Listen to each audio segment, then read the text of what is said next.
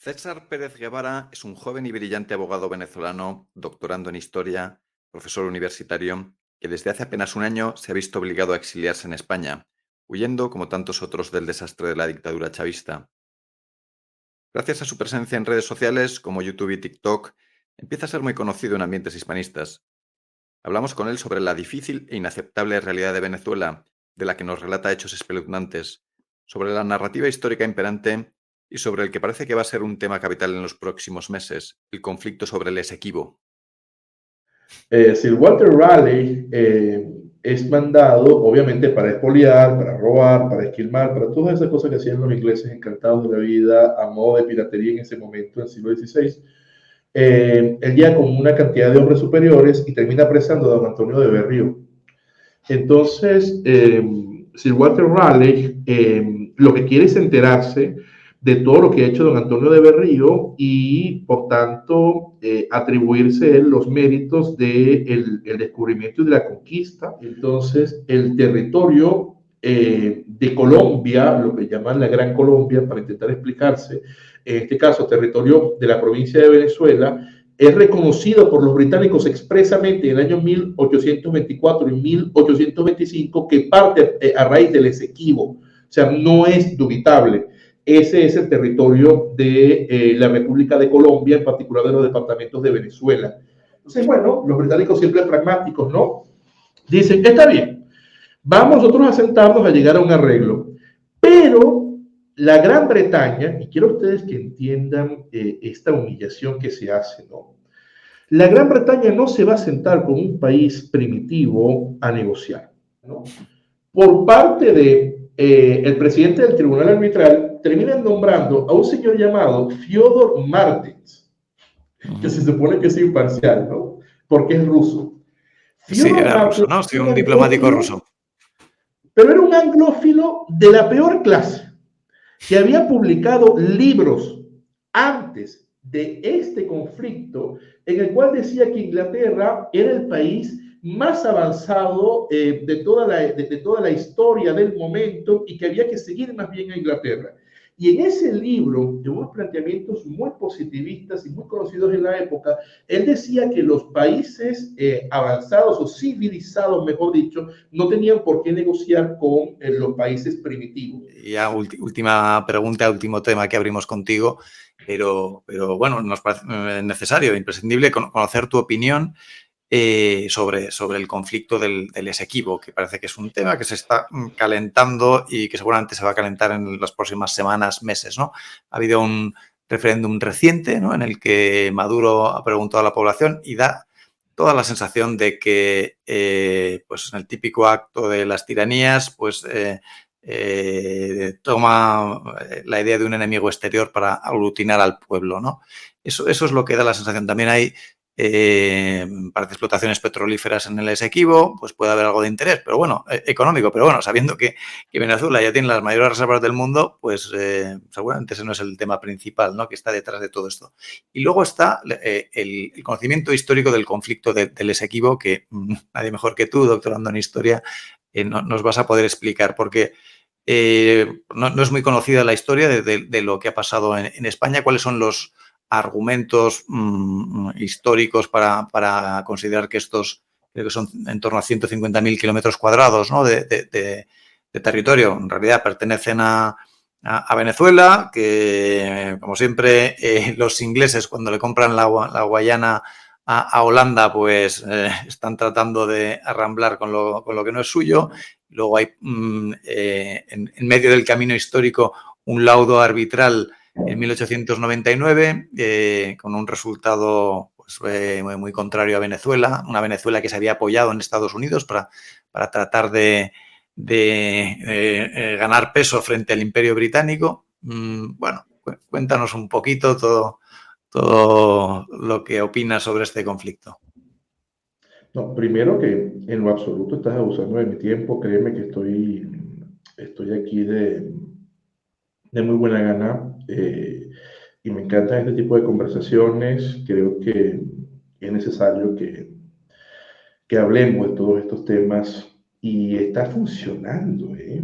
O sea, la hispanidad durante mucho tiempo ha estado fragmentada y no nos hemos dado cuenta del otro, ¿no? Que es nuestro hermano, porque nada más podíamos asistir a unos medios de comunicación que nos planteaban siempre características anglófilas y siempre un tipo de historia. Las redes sociales han permitido que nosotros comencemos a descubrir, a pergeñar nuestra historia, a que podamos establecer contacto entre nosotros y a que podamos contarla y difundirla, y cuando la gente se entera, se emociona y se une. Así que, por Dios, Eso es. ¿cómo me va a molestar? Estoy encantado de la vida aquí hablando contigo, además con esas imágenes maravillosas que veo yo en pantalla.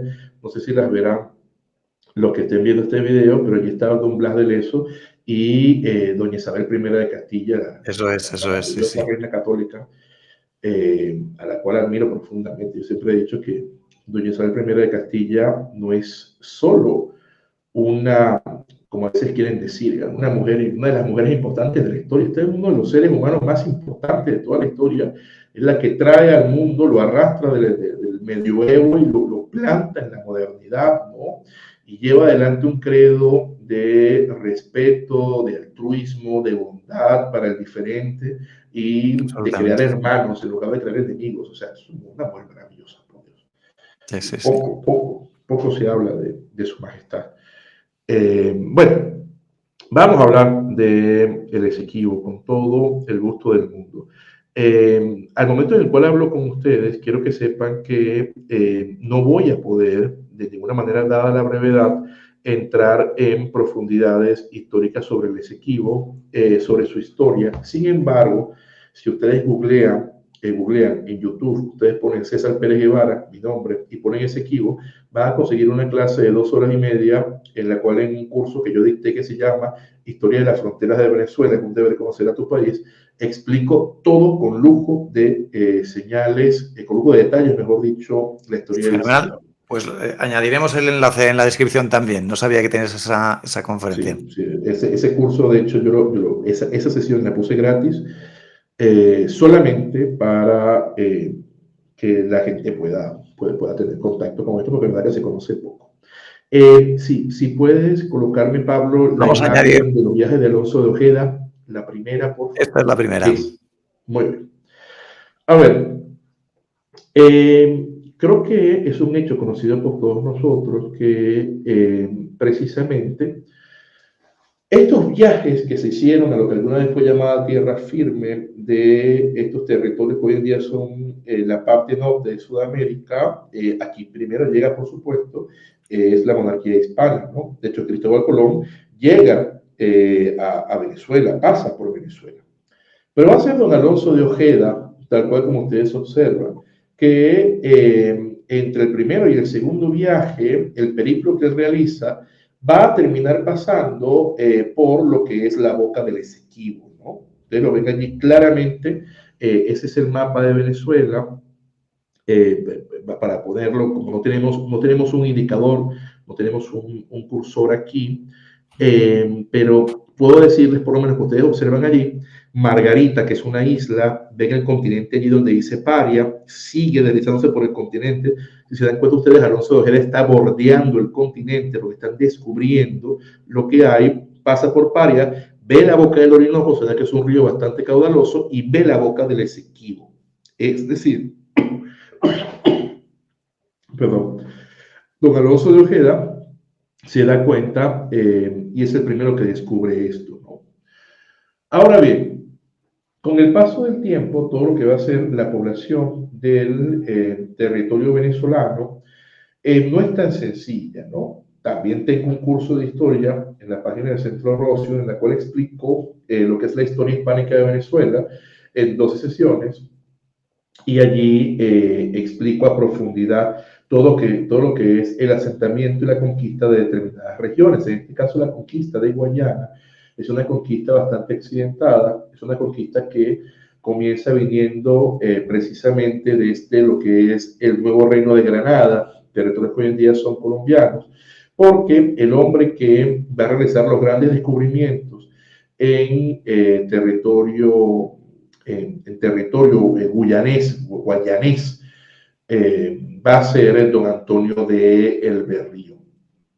Don Antonio de Berrío es una de estas figuras lamentablemente olvidadas en la historia hispana y sinceramente ha sido uno de los mayores exploradores que ha tenido el siglo XVI, ¿no?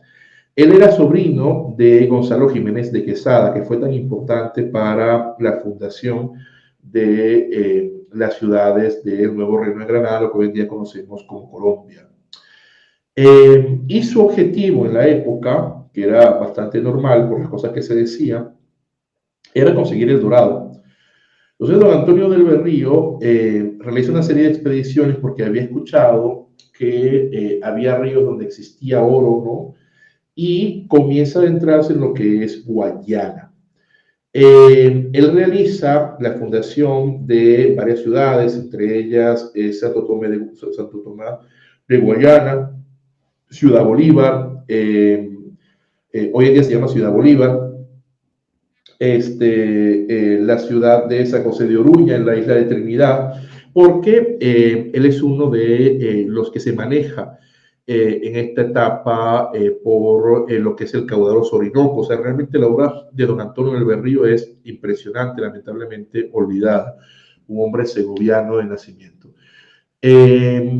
Antonio de Berrío, al final de su vida, pidiendo más bien más hombres para poder seguir adelante con este descubrimiento, es apresado por uno de los individuos más detestables en la historia de América, ¿no? Es un inglés, al cual le dieron el título de Sir, ¿no? Sir Walter Raleigh, este pirata. El famoso pirata. Terrible.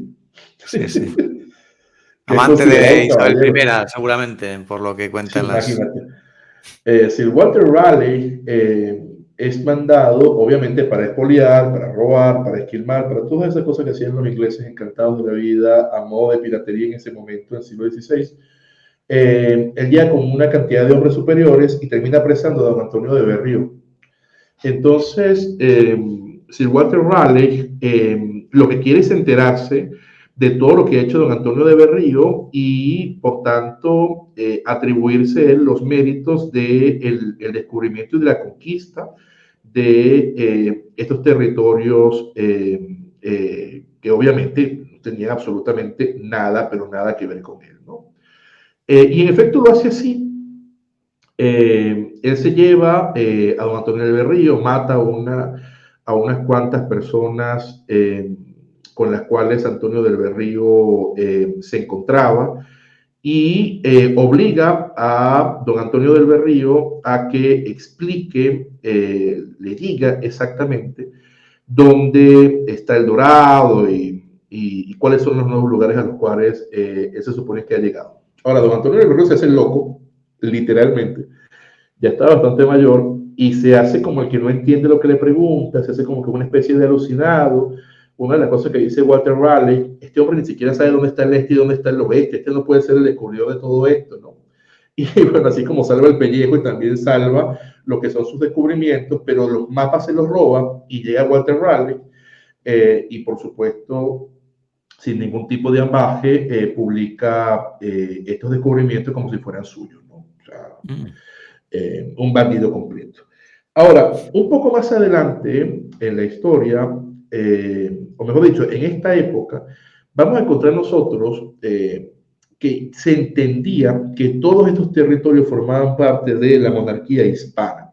Hay un mapa que les digo, yo muestro en esta clase que está disponible en YouTube, lo pueden ver, que es el mapa anónimo elaborado en la isla de Margarita en el año 1556, que se titula Mapa de los ríos Amazonas, Esequibo, Dulce y Orinoco y de las comarcas adyacentes. Es del año 1556. Entonces ya vemos que en el año 1556 ya la corona española tenía como suyo el río Esequibo y por tanto todos estos territorios, ¿no? Entonces aquí ya hay un primer documento histórico de particular importancia. Hay una cantidad de pugnas existentes entre España y aquellos que le quieren hacer sombra, que quieren luchar en su época, por supuesto. Y el caso de los holandeses es que los holandeses van hacia el otro margen del río Esequibo, mientras que del margen que va hacia Venezuela se establecen son capuchinos catalanes en particular, o sea, se establecen religiosos para evangelizar a los indígenas de la región, ¿no? Mientras en el otro lado, o por los otros lados, estaban haciendo las mayores barbaries, de esta parte más bien están evangelizando a los indígenas. Claro, Holanda, las provincias unidas de Holanda, como queramos llamarlas, logran en buena medida tener dominio sobre el otro margen del río Esequibo. Y también sabemos nosotros que luego de diferentes pugnas, con el paso del tiempo, que van a tener, no les estoy echando el cuento lo más largo, lo más corto posible, pero sí. Si quieren verlo, vean esa clase. Con el paso del tiempo tendremos nosotros un momento importante, y es que los británicos logran desplazar a los holandeses de varios lugares, ¿no? De varios lugares de América en particular. Y en este caso también lo hacen de esta otra vertiente del río Esequibo. Y veremos nosotros que en la convención que va a ser dictada entre Su Majestad Británica y las Provincias Unidas de los Países Bajos, en el año 1814, tienen ahora titularidad de los territorios al otro lado del río Esequibo los anglosajones. Ahora, es del otro lado, del otro margen, y ahí te pido que por favor vayamos al próximo mapa para que la gente vea a qué me estoy refiriendo. A ver, la línea roja que ustedes observan en el mapa, donde dice Yorktown, Guyana, es a partir de esa línea roja donde está el territorio británico. A partir de la línea roja hacia, obviamente, todo el territorio de Venezuela, es lo que formaba parte de la monarquía hispana. Y eso no era cuestionable, eso no era dubitable. O sea, eso era así, esos eran los territorios. A tal punto que en el año 1824, ya el propio Simón Bolívar, cuidado, el propio Simón Bolívar, como presidente de la República de Colombia, que les he dicho, la República de Colombia era lo que hoy en día es Colombia, Panamá, Venezuela y Ecuador, o sea, el antiguo virreinato de la Nueva Granada. A veces me dicen, no, que es que ¿por qué se llamó Colombia? Bueno, mira, nada se llamaba Colombia en ese momento, o sea, lo que hoy día llamamos Colombia se llamaba en ese momento virreinato de la Nueva Granada, o sea, eso no se llamaba Colombia. Colombia es un nombre que se utiliza para intentar dar mérito al verdadero descubridor Cristóbal Colón, ¿no? Cristóforo Columbus, sobre el primero que había hecho el mapa, que era Amerigo Vespucci, el italiano Amerigo Vespucio, que es por el nombre que le dan a América. Eso siempre lo suelo decir porque mucha gente me lo pregunta. En fin, dense cuenta ustedes que entonces el territorio de Colombia, lo que llaman la Gran Colombia, para intentar explicarse, en este caso territorio de la provincia de Venezuela, es reconocido por los británicos expresamente en el año 1824 y 1825 que parte a raíz del Esequibo. O sea, no es dubitable. Ese es el territorio de la República de Colombia, en particular de los departamentos de Venezuela. O sea, que en 1825 los británicos, que creo todavía no eran propietarios de la Guayana, reconocían los límites, incluyendo el Esequibo en Venezuela, ¿no? Tenían ese territorio y lo reconocen. Reconocen que eso es de la República de Colombia. Eso es de ellos. Porque ellos se habían hecho con estos territorios al otro margen del río Esequibo, como te he comentado, gracias al tratado que habían hecho con la provincia de Holanda en el año 1814. O sea, es una convención que hay entre Su Majestad Británica y las Provincias Unidas de los Países Bajos del año 1814, con el cual ellos obtienen la titularidad, pero de lo que va más allá del río Esequibo. Sí, vale. Eso es clarísimo. Entonces, año 24, año 25, lo reconocen así. Ahora, veamos qué ocurre.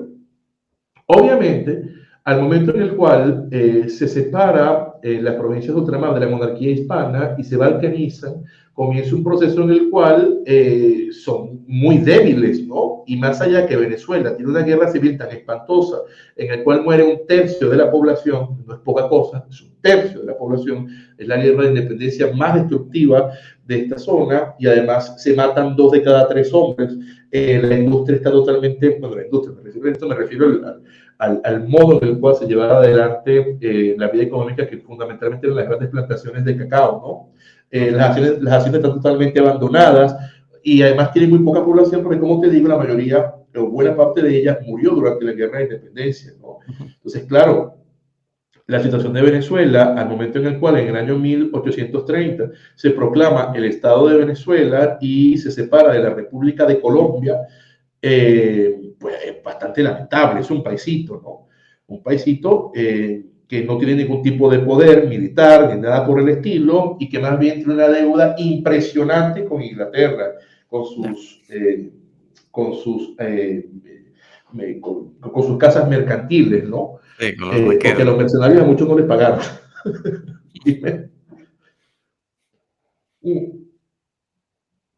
No, muy interesante. Entonces, este país comienza en el año 1830 con la presidencia de José Antonio Páez, que tiene un gobierno que de hecho es bastante interesante, ¿no? La ley de libertad de los contratos del año 1834 y la ley de espera y quita posterior en buena medida permite activar la economía y en general Venezuela comienza a realizar, a replantear la economía y el crecimiento económico. Pero es un gobierno de élite que se enfrenta a una serie de demagogos en particular y sobre todo es que los que habían luchado en la independencia, los guerreros de la independencia, no querían trabajar en su gran mayoría, solamente querían vivir de algún empleo público o sencillamente seguir viviendo esquilmando, porque la gran mayoría de las tropas independentistas de esta terrible guerra tan cruel, tan fratricida, tan sanguinaria como fue la guerra de independencia o secesión venezolana, era gente que estaba acostumbrada a matar y a robar. Entonces, claro, cuando ya no hay contra quién pelear, te imaginarás tú que qué haces tú con esas personas. Entonces, esa gente, en el año 1835, saca un movimiento que se llama la Revolución de las Reformas, que es capitaneada por los principales cabecillas que no eran más que unos malandros que vienen luchando la independencia, pero que hoy en día hay aeropuertos, hay ciudades, hay cantidad de cosas que tienen sus nombres, ¿no? Santiago Mariño, José Tadeo Monagas, o sea, una cantidad de vagabundos de la peor especie, unos asesinos sanguinarios terribles, hacen esta revolución de las reformas, porque Venezuela había elegido como presidente a una de las grandes cabezas, al gran médico venezolano José María Vargas. Para ellos era inadmisible que un hombre de letras estuviera en la cabeza del Estado, por encima de ellos, que eran los que tenían que manejar la cosa pública, porque eran los sargentones, ¿no? Los bandidotes. Bueno, en ese momento en que Venezuela está tan débil y hay una clara crisis política que viene desde la propia guerra, una crisis económica que comienza a acrecentarse, los británicos, en su afán expansionista, comienzan a llevar adelante sus ambiciones sobre el territorio venezolano, ¿no?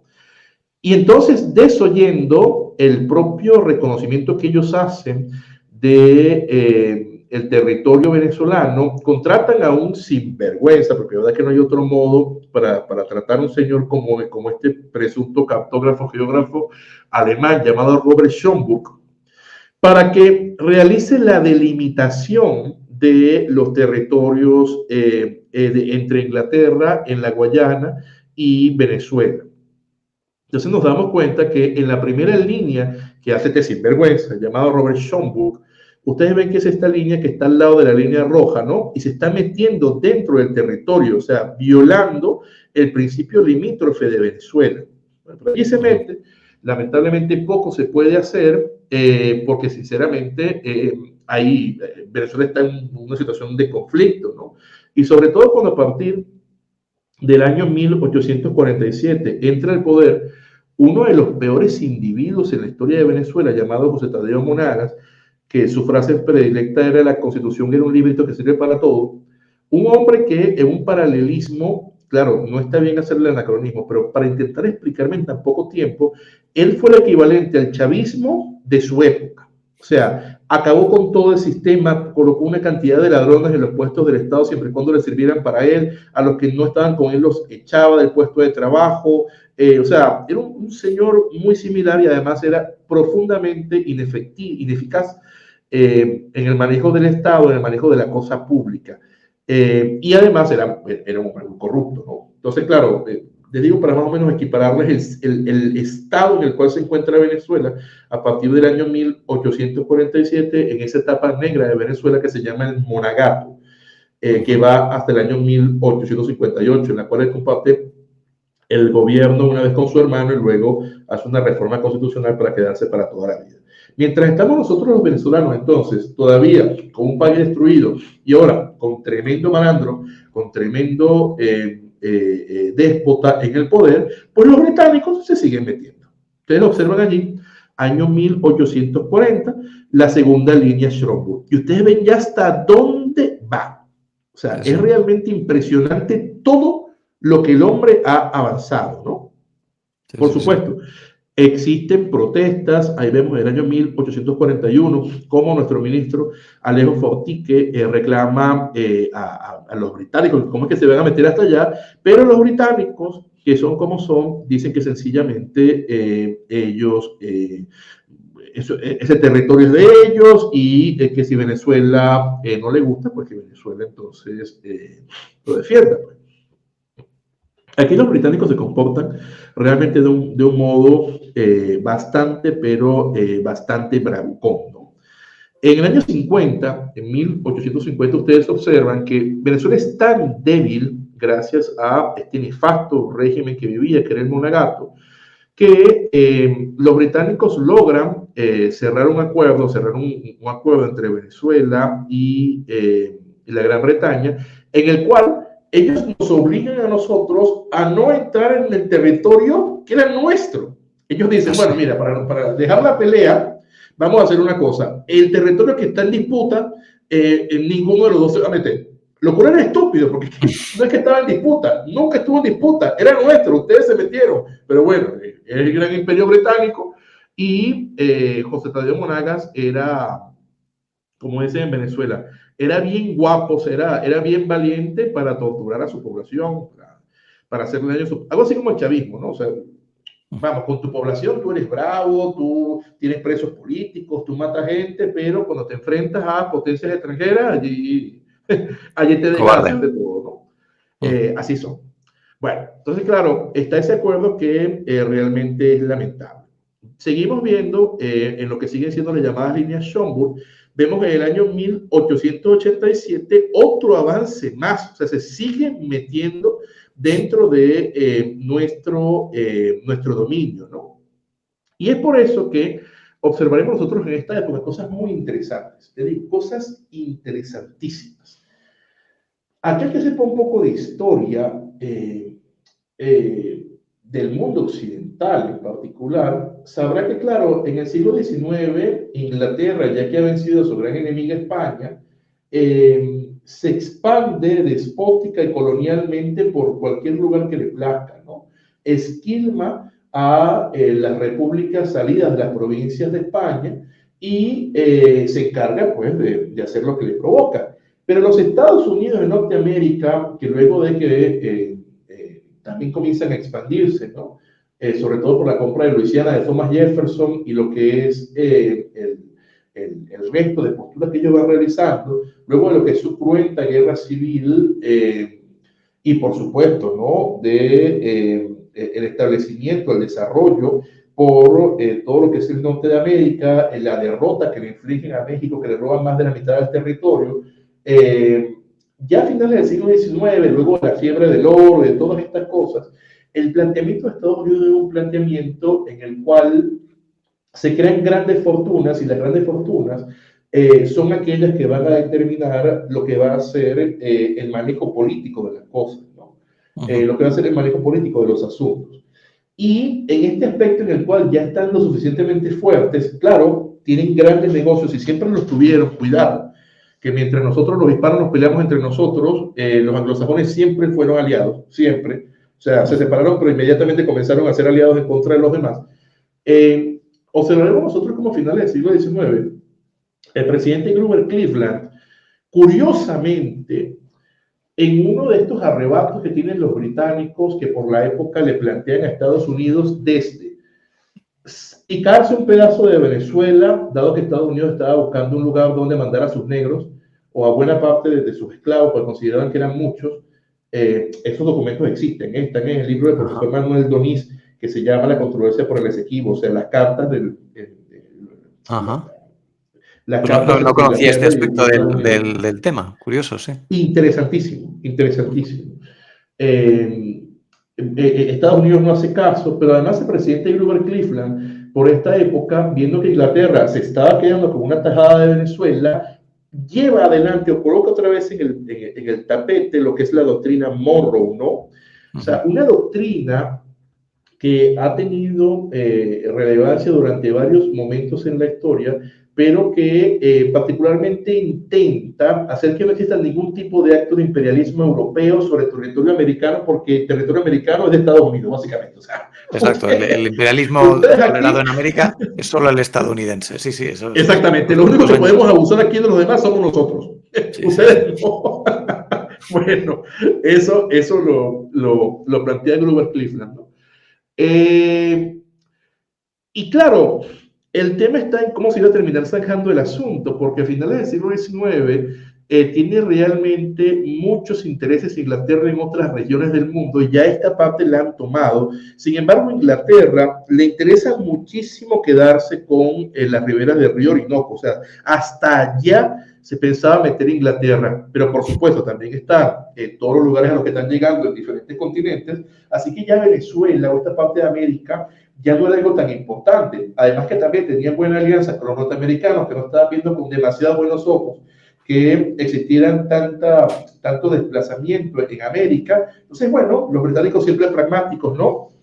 Dicen, está bien, vamos nosotros a sentarnos a llegar a un arreglo, pero la Gran Bretaña, y quiero ustedes que entiendan esta humillación que se hace, ¿no? La Gran Bretaña no se va a sentar con un país primitivo a negociar. No lo vamos a hacer.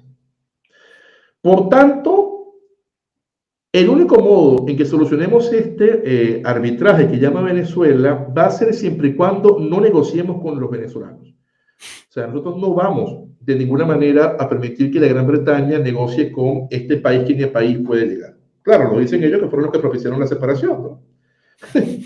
Fueron nuestros financistas, ¿no? O sea, así es. Entonces, se termina firmando el tratado de arbitraje entre los Estados Unidos de Venezuela. Venezuela se llamaba en ese momento Estados Unidos por un planteamiento federal que se hizo en la época, al menos de modo nominativo, entre los Estados Unidos de Venezuela y su majestad, la reina del Reino Unido de la Gran Bretaña e Irlanda, acerca del límite entre Venezuela y la colonia de la Guayana Británica. Eso es en el año 1897. Como te digo, el tratado se firma formalmente con Venezuela porque es sobre territorio de Venezuela y sobre territorio de Inglaterra, sobre aquellos en los cuales se va a decidir, pero de nuevo, Inglaterra no va a negociar con Venezuela. Entonces, al momento en el cual se fijan quiénes son los que van a llevar adelante o quiénes son los que van a tener el laudo arbitral, quiénes son los que van a establecer este laudo arbitral, ¿no? Por parte de el presidente del tribunal arbitral, terminan nombrando a un señor llamado Fyodor Martins, que se supone que es imparcial, ¿no? Porque es ruso. Sí, era ruso, ¿no? Sí, un diplomático ruso. Pero era un anglófilo de la peor clase, que había publicado libros antes de este conflicto, en el cual decía que Inglaterra era el país más avanzado de toda la historia del momento y que había que seguir más bien a Inglaterra. Y en ese libro, de unos planteamientos muy positivistas y muy conocidos en la época, él decía que los países avanzados o civilizados, mejor dicho, no tenían por qué negociar con los países primitivos. Que más bien estos países primitivos tenían que pagar lo que era su atraso, ¿no? Aguantándose las cosas de los países civilizados. Esto más o menos para darles madre mía, otra víctima de la propaganda anglosajona, ¿no? Otra víctima. Claro, pero era anglófilo, pero a niveles desquiciados. Este Fyodor Martens, obviamente ese es el que los británicos colocan como el presidente del tribunal arbitral, ¿no? Defendiendo a Inglaterra, hay juristas realmente importantes para ellos. Y defendiendo a Venezuela, están norteamericanos. Porque, de nuevo, los británicos no permiten que Venezuela, siendo un país primitivo, mande sus propios defensores. Si son o estadounidenses o no son. Entonces, claro, a Venezuela lo defienden, si lo defienden, Está unos vendida, norteamericanos, está claro. ¿No? unos norteamericanos entre los cuales está un expresidente de Estados Unidos, el presidente Harrison. Y dentro del grupo de abogados está un señor que se llama Severo Malet Prevost. Y es importante este nombre, es importantísimo por lo que yo les voy a contar. A ver, entonces, este tribunal arbitral conformado de este modo tan desigual, en el cual solamente se permite que vaya un solo venezolano, que es José María de Rojas, y es como parte de un cuerpo integrante, pero no tiene nada que ver con decisión ni nada. Es más o menos como para que vean lo que se hace, ¿no? Comienza con sus deliberaciones. Fyodor Martens siempre tuvo como respuesta que iba a darle la razón a la Gran Bretaña. El alegato de Venezuela es claro. ¿Por qué Venezuela tiene razón?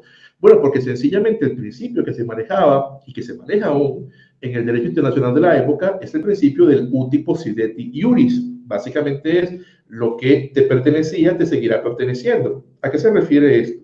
Al momento en el cual las repúblicas, las provincias de ultramar de España pasan a ser repúblicas, el territorio que les corresponde conforme al principio de uti possidendi iuris, que es el aceptado, es el mismo que les pertenecía como provincias, siendo que a Venezuela le pertenecía como provincia de ultramar de España el territorio de Guyana hasta el margen del Esequibo. Obviamente también le va a seguir perteneciendo a una etapa republicana, a tal nivel que, como hemos observado, en la propia etapa de Bolívar, los británicos lo habían aceptado así, y de hecho, hay una comunicación bastante posterior de un diplomático británico que fue muy famoso en Venezuela, llamado Sir Robert Kirkpatrick, en el cual Kirkpatrick explica claramente que ese territorio tanto es de Venezuela, que pide que fijen una especie como de amojonamientos en la época, ¿no?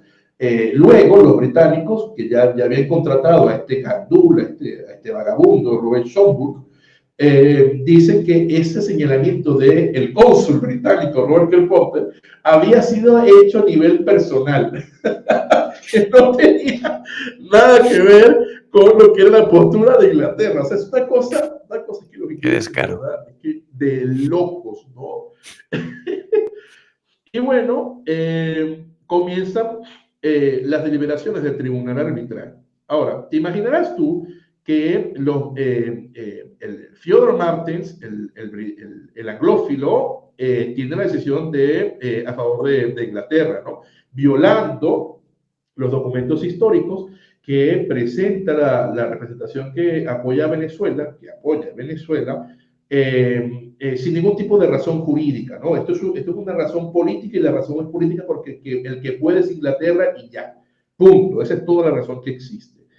Ahora, ¿qué pasa de interesante en este proceso y por qué está viciado claramente en nulidad del acto este laudo arbitral que termina siendo dictado? Te imaginarás tú que la decisión fue 5-0 a favor del laudo que le daba a Inglaterra.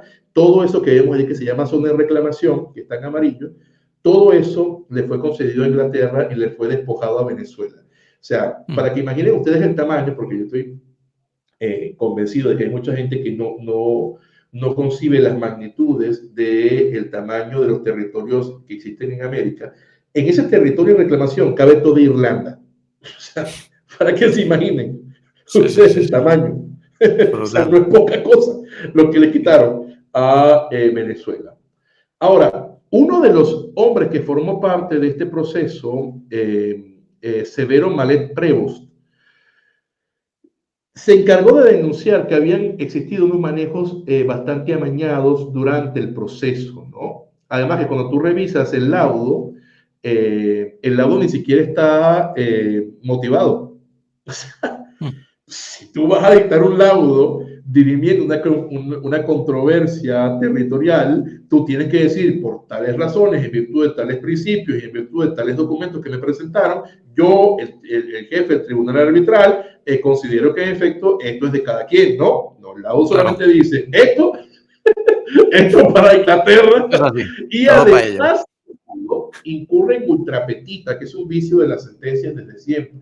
El laudo fija límites territoriales de la Guayana Británica con otros países, incluyendo el Brasil, que nada tienen que ver con el proceso y con los solicitados. O sea, también el tribunal da más de lo que se le pidió y se mete en lugares que nadie lo está llamando, ¿no? Entonces, ¿qué fue lo que realmente ocurrió? En el diario de la esposa del expresidente Harrison, el expresidente norteamericano que estaba a favor de Venezuela, estaba en el equipo de Venezuela, ella dice algo así como que estos británicos no van a perder, y ya por ahí hay unas reuniones que mi esposo no está nada contento porque los británicos no se les van a quitar nada, más bien le quitan todo a todos. Claro que se lo van a quitar con todos. Diario del esposo del presidente Harrison, ¿no?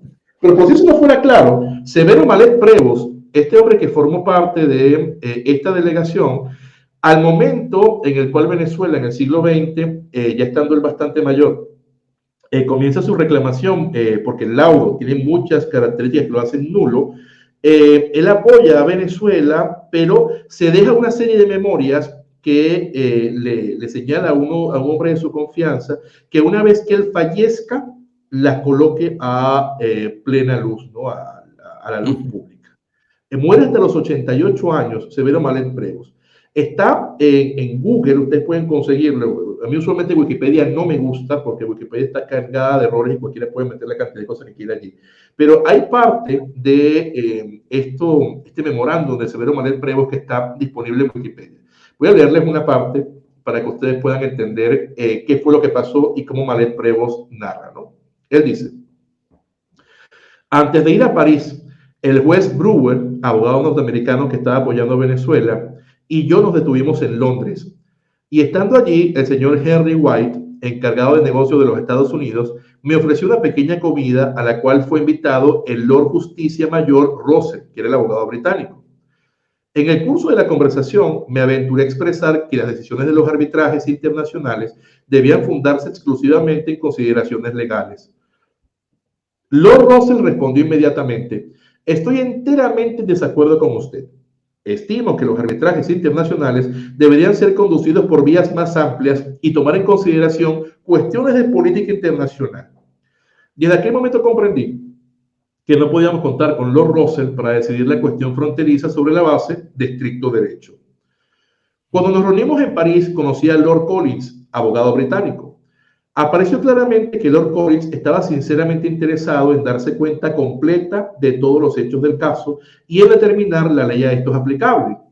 Toda su actitud y las numerosas preguntas que formuló eran críticas de las pretensiones británicas y daban la impresión de que se iba inclinando hacia el lado de Venezuela. Después, los dos árbitros británicos regresaron a Inglaterra y llevaron consigo al señor Martens, el abogado ruso que era el juez del arbitraje. Cuando reasumimos nuestros puestos, el cambio en Lord Collins era visible. Nos pareció, quiero decir, a la defensa de Venezuela, como si hubiera ocurrido algo en Londres para producir tal cambio. Le habrán pagado, ¿no? Seguro. Y los británicos son muy buenos para eso, ¿no? Una tarde recibí un mensaje del magistrado Brewer, en el cual me decía que él y el magistrado Fuller, el abogado norteamericano por Venezuela, deseaban hablar conmigo. El juez Brewer se levantó y me dijo muy excitado: Malet Prevost, es inútil continuar por más tiempo esta farsa pretendiendo que nosotros somos jueces y usted abogado. El magistrado Fuller y yo hemos decidido revelarle confidencialmente lo que acaba de pasar. El jefe del tribunal arbitral, el ruso Martens, ha venido a vernos y nos informó que los británicos Russell y Collins están dispuestos a decidir en favor de la línea Schomburg, que partiendo desde Punta Barima en la costa, daría a Gran Bretaña el control de la boca principal del Orinoco. O sea, esa línea que ustedes ven en el mapa, esa línea amarilla, que ven que está mucho más dentro del territorio venezolano, mucho más de la zona de reclamación, pretendía dársela Martens a los británicos. Y claro, como eran tres que hacían falta, 3 de los 5 votos, ya tenían los 3 votos para llegar hasta allá, hasta la punta del Orinoco, ¿no? La boca principal del Orinoco. Entonces, Martens dice que en apoyo de los británicos le iba a dar a Inglaterra el control hasta la boca principal del Orinoco. Y si nosotros insistimos en comenzar la línea partiendo de la costa en el río Morocco, él se pondrá del lado de los británicos y aprobará la línea Schomburg como la verdadera frontera. Sin embargo, añadió, Martens estaba ansioso, o sea, el jefe del tribunal arbitral, el ruso anglófilo, Martens estaba ansioso de lograr una sentencia unánime, y si aceptáramos la línea que él propone, él obtendría la quiesencia de Lord Russell y Lord Collins.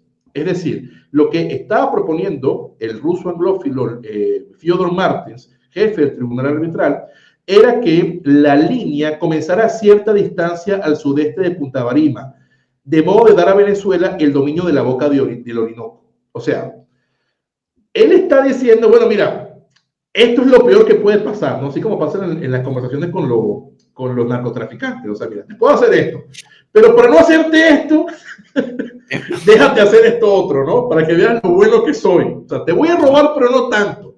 Sí, básicamente sí, lo que está diciendo Fyodor Martens. Sigamos escuchando a Malet Prevost. Esto es lo que Martens ha propuesto. Lo que tenemos que decidir es si aceptamos la proposición de Martens o suscribimos una opinión diferente, que sea disidente. Por lo que acababa de expresar el magistrado Brewer y por el cambio que todos habíamos observado en Lord Collins, me convencí que durante la visita del ruso Fyodor Martens a Inglaterra había tenido lugar un arreglo entre Rusia y Gran Bretaña y que se había hecho presión de un modo o de otro sobre Collins a fin de que siguiera aquel camino. Cuando revelé al general Harrison, expresidente norteamericano y consejero, lo que acababa de pasar, calificó la conducta de la Gran Bretaña y Rusia en términos que para mí es inútil repetir. Su primera reacción fue la de pedir a Fuller y a Brewer que presentaran una opinión disidente, pero cuando se calmó y estudió el asunto desde un punto de vista práctico, me dijo, si algún día se supiera que estuvo en nuestras manos conservar la desembocadura del Orinoco para Venezuela y que no lo hicimos, nunca se nos perdonaría. Lo que Martens propone es inicuo, pero no veo cómo Fuller y Brewer puedan hacer otra cosa más que aceptar. Estuve de acuerdo con el general Harrison y así lo hice saber a los magistrados. La decisión del tribunal fue en consecuencia unánime, pero si bien es cierto que dio a Venezuela el sector en litigio más importante desde un punto de vista estratégico, fue injusta para Venezuela y la despojó de un territorio muy extenso e importante sobre el cual Gran Bretaña no tenía, en mi opinión, la menor sombra de derecho. Lo anterior ha sido dictado por mí el 8 de febrero del año 1944. Y entiendo que en estas informaciones es en lo que se basa la reclamación ya en el siglo XX de Venezuela, claro, que en los años 60 claro, ¿no? se abrió frente a la ONU y que está dando sus frutos. Claro, porque es que date cuenta que el laudo es nulo. El laudo es nulo a nivel formal porque tiene errores como la interpretación que te señalo, a nivel material porque no está motivado. Y además, a pesar de que los laudos de este tipo son solamente inapelables, es tamaña la nulidad de que incurre, que por supuesto que esto no puede ser acatado por ningún país que se precie de serlo, ¿no? Pero además, luego, este Malet Prevost, que forma parte de este equipo que participa en el laudo, antes de morir, te deja todo esto diciéndote, mira, o sea, a mí me avergüenza, esto es lo que yo participé, pero estas fueron las razones. Claro, la nulidad es demasiado obvia, ¿no? Ahora, seguimos, Pablo, con Venezuela. Mira, siglo XIX para Venezuela es espantoso, es el siglo de los caudillos, es el siglo de los hombres que se creen que nada más por ser los más fuertes pueden mandar, pueden hacer que el resto de las personas hagan lo que a ellos se les provoque, ¿no? Entonces, claro, no hacen absolutamente nada por remediar este conflicto, alguna cosa que otra hace con Juan Blanco, pero ya ante este laudo írrito y nulo, ya es la etapa del presidente Ignacio Andrade, es un presidente que va a recibir un golpe de Estado prontamente, y es cuando va a llegar entonces a Venezuela la llamada Revolución de los Andinos, la Revolución Liberal Restauradora, comandada por uno de nuestros grandes mequetrefes, Cipriano Castro, y su compadre Juan Vicente Gómez. Cipriano Castro va a ser presidente hasta el año 1908, cuando va a ir a tratarse una fístula vesículo-colónica a Berlín, y allí entonces su compadre Juan Vicente Gómez no lo va a dejar pasar más nunca, y se va a quedar del año 1908 al año 1935. Son dictadores que nunca van a hacer absolutamente nada por esto. Luego, en el año 1936, ya a finales del 35, con Vicente Gómez, se supone que fallece un 17 de diciembre del año 1935. Es sucedido por su ministro de Interior, su ministro de Guerra, Eleazar López Contreras, y López Contreras tampoco va a hacer absolutamente nada por esto. Va a ser el presidente Isaías Medina Garita en plena etapa de la Segunda Guerra Mundial, una etapa que de pronto coloca a Venezuela en una posición de bastante ventaja para este conflicto, porque Venezuela era en buena medida la principal surtidora de los aliados de petróleo, ¿no? Y de hecho Venezuela, eso nunca se habla, recibía ataques de submarinos nazis para acabar con el petróleo que Venezuela estaba dando a Estados Unidos en esta etapa. Es muy interesante eso, poquísimo se habla. En YouTube Sí. también ustedes Eso no verán. lo es conocido, sí. No se habla. Yo tengo un video en YouTube que se llama Los nazis en Venezuela, en el cual durante un poco más de una hora cuento las bases del Partido Nacional Socialista Obrero Alemán en Venezuela, cuáles eran las órdenes de Hitler. Hitler se supone, conforme un documento histórico que no ha sido dubitado, que siendo que Venezuela alguna vez, y gracias a lo que fue un contrato de capitulación que se dio don Carlos I de España, Carlos V del Imperio Sacro-Romano Germánico, a una de las casas que lo financió para poder tomar la corona del Sacro Imperio, la casa de los Welser, una casa alemana, y ellos fueron los que realizaron parte del poblamiento durante una etapa en Venezuela, que lamentablemente fue un desastre. Estos fueron, mira, dicen que ojalá nos hubiesen conquistado los ingleses o los alemanes, nos hubiera ido mejor. Nunca a Venezuela le fue tan mal en etapa de conquista como con estos alemanes que eran unos salvajes y unos bárbaros que nada más veían el oro, esclavizaban indígenas.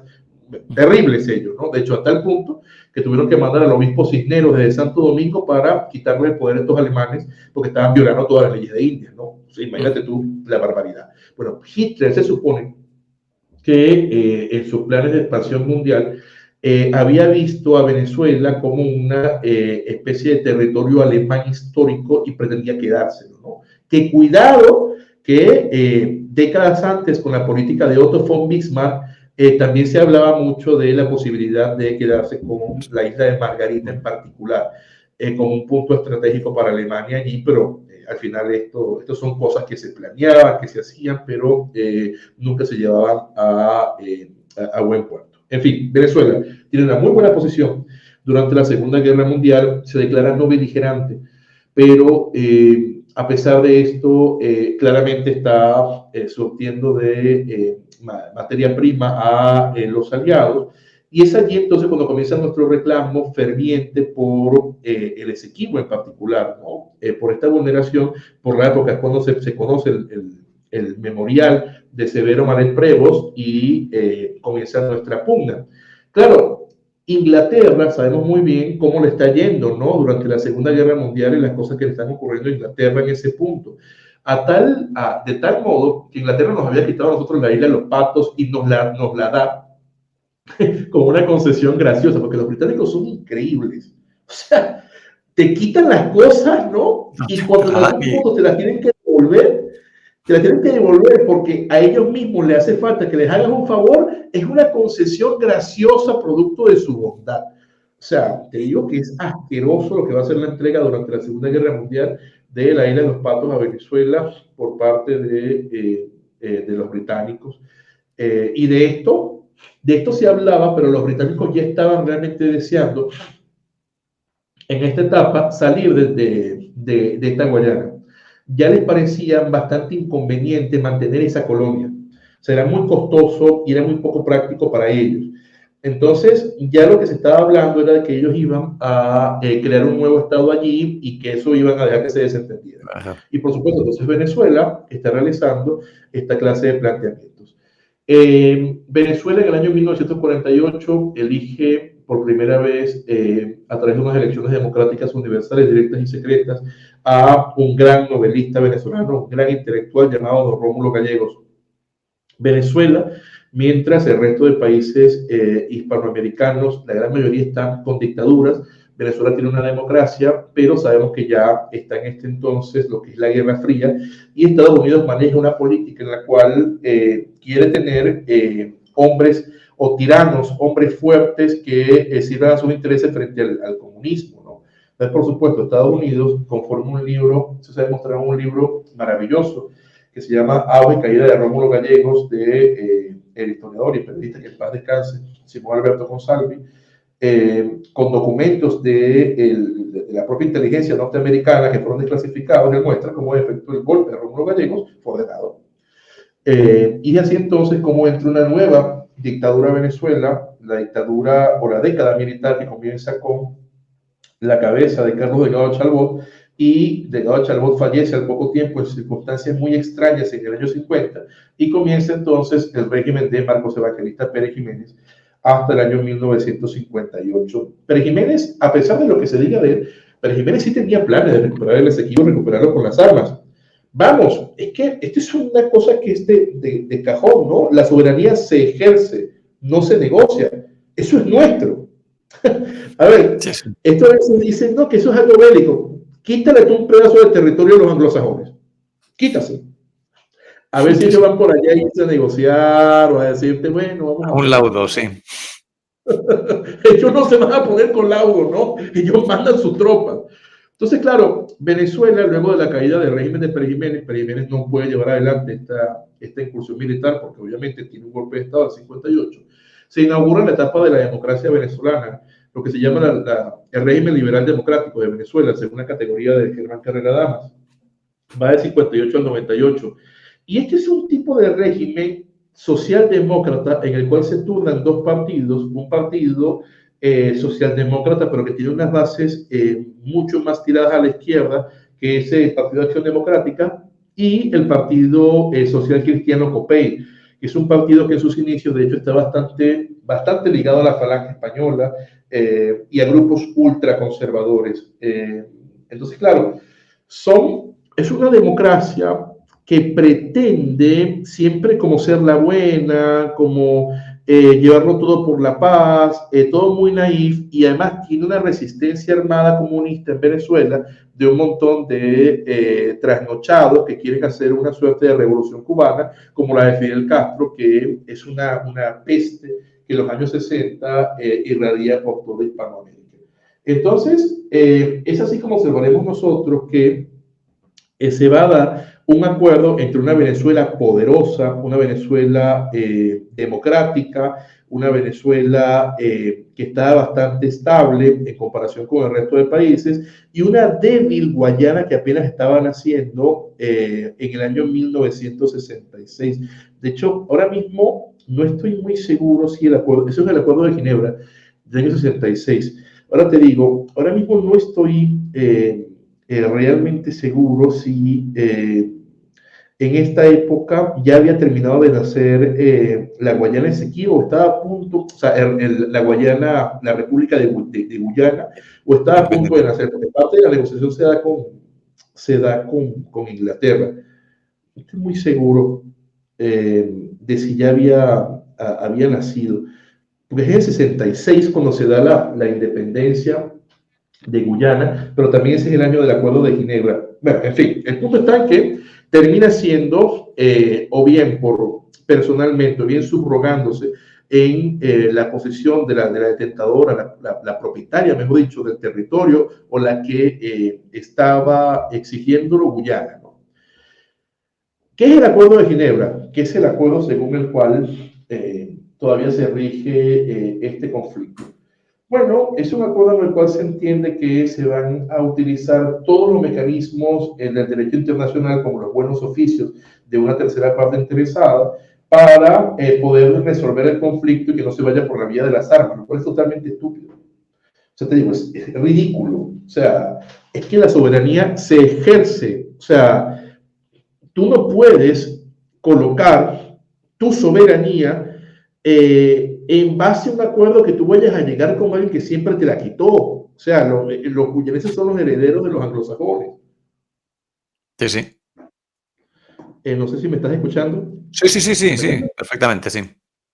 Ok. ¿Sí? Ellos son los herederos de los anglosajones y no nos van a devolver absolutamente nada porque no quieren, ¿no? Porque si tú te pones a ver el pedazo, el pequeñito espacio que es Guyana, la zona de reclamación es más grande que el país que ellos tienen realmente, el país que les pertenece. Entonces, eso es totalmente absurdo. Pero ¿cuál fue la razón por la cual Venezuela llegó a este arreglo? Guyana no era nada en ese momento. que era un país, de hecho, comandado por un presidente bastante variopinto, mientras Venezuela era una potencia ya a nivel petrolero, y Venezuela comenzaba a extenderse en la región de Guayana. Se entendía que Venezuela, extendiéndose por Guayana, iba más bien a crear una presión tal que iba a ir entrando poco a poco al Esequibo y la región se iba a ir asimilando. Pero es que tú no puedes hacer tu política exterior y mucho menos territorial en base a supuestos de lo mejor que te puede pasar. O sea, es que esto es inconcebible para unos hombres de Estado, ¿no? Y por supuesto, no ocurrió. Allí siguió la situación. Pero se da poco más adelante en el tiempo una posibilidad para que Venezuela tenga el casus belli para poder meterse dentro del Esequibo y recuperarlo. Y es en el año 1969 cuando surge la rebelión de Rupununi.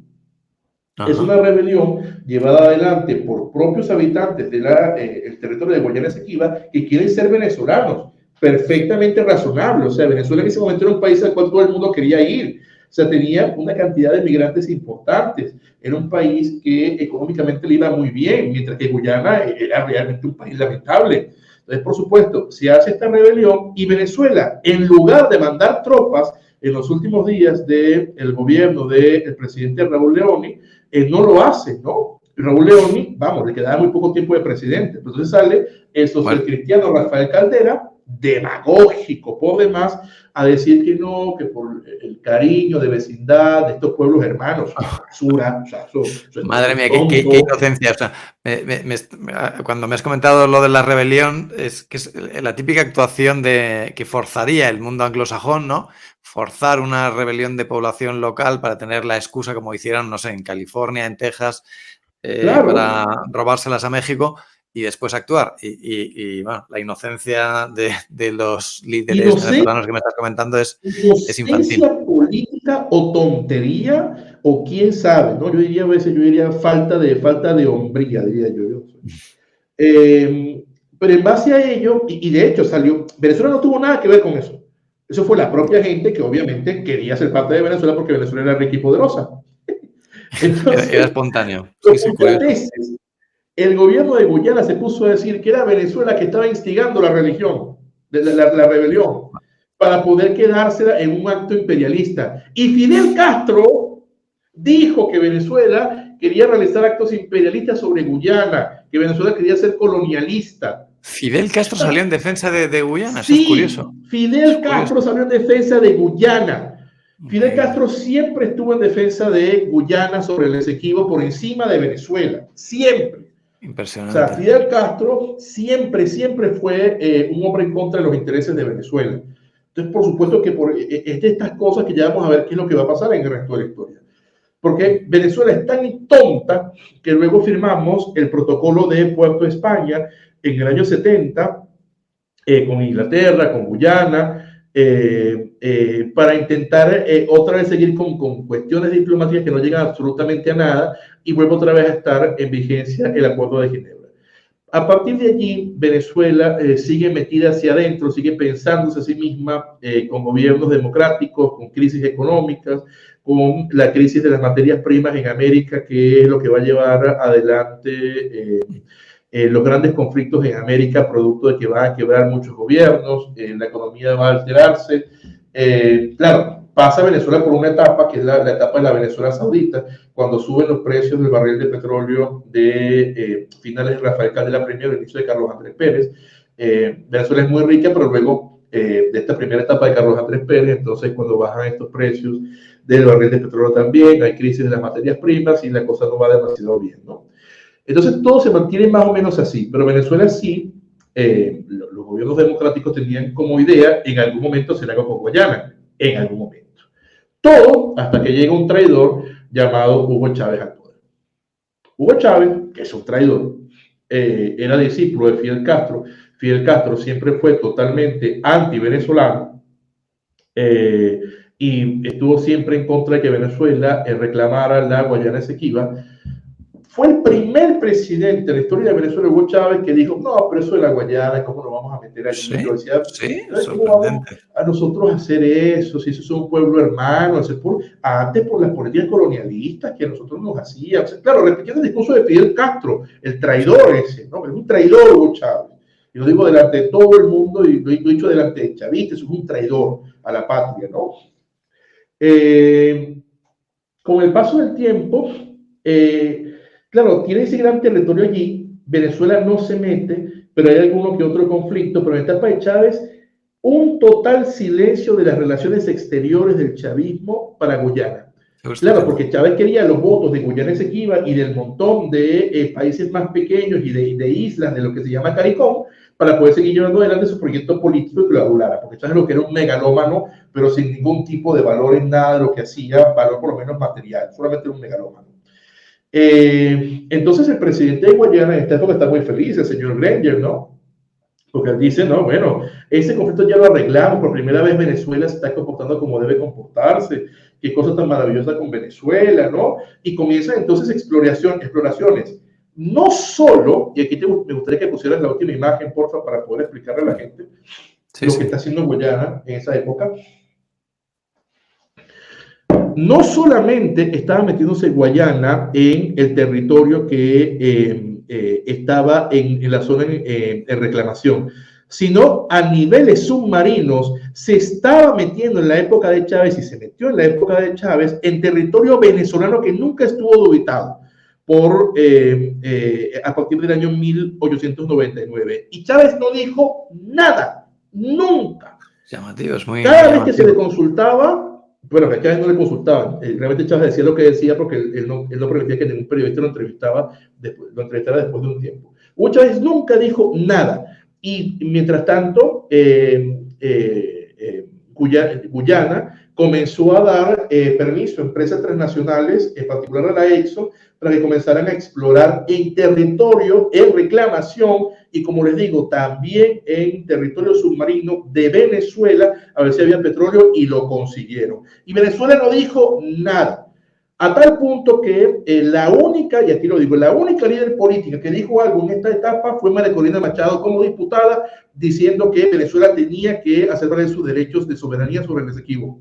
Bueno, salió Chávez, salieron todos a decir cómo se le ocurría a esta mujer belicista decir algo contra nuestros hermanos. ¿Qué hermanos? ¿Qué hermandad tenemos nosotros con esos bandidos que lo que nos han hecho es robar? Eso no tiene ninguna de hermandad con los guyaneses. Esos son anglosajones y no son ningún pueblo hermano de nosotros. Al contrario, lo que nos puedan quitar no lo van a quitar. Bueno, y el canciller de la época, que era la primera vez en la historia de Venezuela, independientemente de lo tiránico que fueron gobiernos, que en Venezuela hemos tenido muchas tiranías, nunca Venezuela había tenido un canciller que no tuviera ningún tipo de estudios en la materia. Y así como Nicolás Maduro, que quizás era bachiller, fue el canciller de Chávez durante todos esos años. Y ahora es el presidente. El mismo entreguista que se encargó de permitir que Guyana hiciera todo lo que le provocara. Guyana que hizo arreglos con toda clase de gobiernos por ese territorio como si ya se lo hubiesen dado y ni siquiera invitaba a Venezuela. Y lo único que hizo Venezuela durante esa etapa fue hacer una nota de prensa mostrando preocupación por unos señalamientos de Guyana. O sea, ese nivel es de risa, lo que ocurre. O sea, es que es una cosa que te digo, a mí me exacerba, pero a mí me... normal. Es que somos traidores. Sí. Y claro, son unos después de tantos años de gobierno de Maduro, ¿por qué ahora? Claro, ¿por qué ahora? Porque, por supuesto, Maduro se va a enfrentar ahorita a unas nuevas elecciones. Como siempre, esto es una tiranía que hace elecciones, pero todas se las roba, ¿no? Pero ahora la parte colaboracionista de la oposición, por decirlo de alguna manera, ya no tiene ningún tipo de validez ni de credibilidad. A tal punto que las primeras que se hicieron, María Corina, con más del 90% de los votos le pasó por encima al resto de los candidatos, ¿no? O sea, una cuestión bárbara. Entonces Maduro necesitaba mostrar algo de fuerza electoral para poder hacer creíble el hecho de que él se va a robar las siguientes elecciones, en las cuales, te digo, él no va a dejar que María Corina se vaya a presentar, obviamente. Pero él necesita de alguna manera, como te digo, el chavismo, por tal de mantenerse en el poder, es capaz de hacer cualquier cosa. Entonces dijeron, bueno, vamos a buscar una causa nacional. ¿Qué? El Esequibo. Ah, bueno, sí. Entonces comenzaron con esta tontería a hacer un referéndum para preguntarle a la población del Estado si el Estado tiene que ejercer la soberanía territorial. O sea, esto es tan ridículo. O sea, sí. La campaña de propaganda en sí misma, ¿no? Ese referéndum, sí. Es una ridiculez. O sea, a ver, el Estado cuyo fin básicamente es proteger las fronteras y a sus individuos, va a preguntarle a la población si realizar su labor. Sí, Es estupidísimo, ¿no? Obviamente, nadie fue a votar por allá, fueron a votar realmente muy pocas personas obligadas, pero el chavismo, como todo lo que hace, mira, en la etapa de mayor auge de Chávez, cuando Chávez trucaba las elecciones para él ganar, Hugo Chávez habrá obtenido 6 millones de votos, algo así. Y claro, no había una migración de 8 millones de venezolanos afuera, que más o menos son los números que hay ahorita, entre migración legítima o normal o regular. Inmigración irregular son unos 8 millones más o menos de venezolanos que están afuera. Todo venezolano que tú conozcas tiene un familiar afuera. Eso es una cosa impresionante. Claro, seguro, Usted dentro de Venezuela le preguntas a alguien y se le fue a alguien. O sea, todos hemos tenido gente que se nos ha ido. Entonces, si en etapa de Hugo Chávez, que no había ese fenómeno de la inmigración a ese nivel, Chávez lo máximo que habrá logrado habrán sido unos 6 millones, 7 millones por allí. ¿Cómo es posible que ahora llegue Nicolás Maduro con un país que tiene una migración de 8 millones de venezolanos que se han ido a decirnos que en el referéndum por el Esequibo, que nadie se creyó porque todo el mundo desprecia a ese dictador, tuvieron 10 millones de votos? O sea, así de creíbles son las elecciones en Venezuela.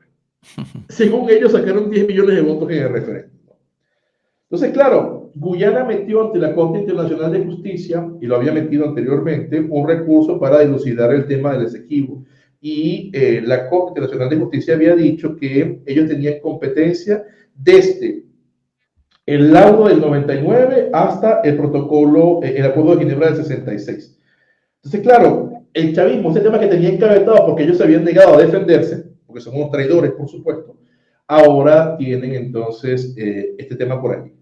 ¿Y qué es lo que pasa? Mientras el presidente de Guayana, imagínate tú, Guayana, un país ínfimo, o sea, un país insignificante, va en un helicóptero, quién sabe qué cosa, a montar una bandera de ese país en territorio que nos pertenece, lo máximo que hacen los poderosos hombres de las Fuerzas Armadas venezolanas es hacer unas carreras, hacer un ambulatorio bastante cerca del territorio que están peleando con el Esequibo, pero bueno, más o menos por allí. O sea, fueron unos indígenas venezolanos los que entraron dentro del territorio, quitaron la bandera de Guayana y pusieron la de Venezuela. O sea, imagínate tú que hasta los indígenas venezolanos tienen mucho, pero mucho más honor que esos hombres que son de las Fuerzas Armadas venezolanas. Y ese es el estado de conflicto actualmente. Eso es todo lo que ha ocurrido en el conflicto, por lo menos resumido en el poco tiempo que tengo. Como les digo, si ustedes quieren ver la profundidad, van a ver una clase de más de 2 horas mía en YouTube de un curso de historia de las fronteras, y el profesor Manuel Doniz, que es una eminencia respecto a la historia territorial, tiene un libro que se llama La controversia, los orígenes de la controversia del Esequibo. Tiene varios libros sobre el Esequibo en particular, y él explica todo maravillosamente y se demuestra que los chavistas son unos traidores. Vendieron nuestro territorio por unos votos para el traidor de Chávez cuando estaba en vida. No, nos ha sido una explicación súper detallada, te lo agradecemos, un repaso desde los inicios hasta la actualidad, tu visión sobre la actualidad acerca de este tema. Y bueno, por lo que comentas, yo me hago la lectura de que no ves probable que vaya a haber conflicto bélico sobre esto, es simplemente campaña de imagen, campaña de comunicación. Claro. ¿Qué te digo? Y esto va a sonar muy duro, ¿no? Pero a mí, de verdad, que yo te digo, yo he pasado ya por tantas cosas en mi vida que a mí la corrección política, nada. Venezuela tiene que recuperar el Esequibo.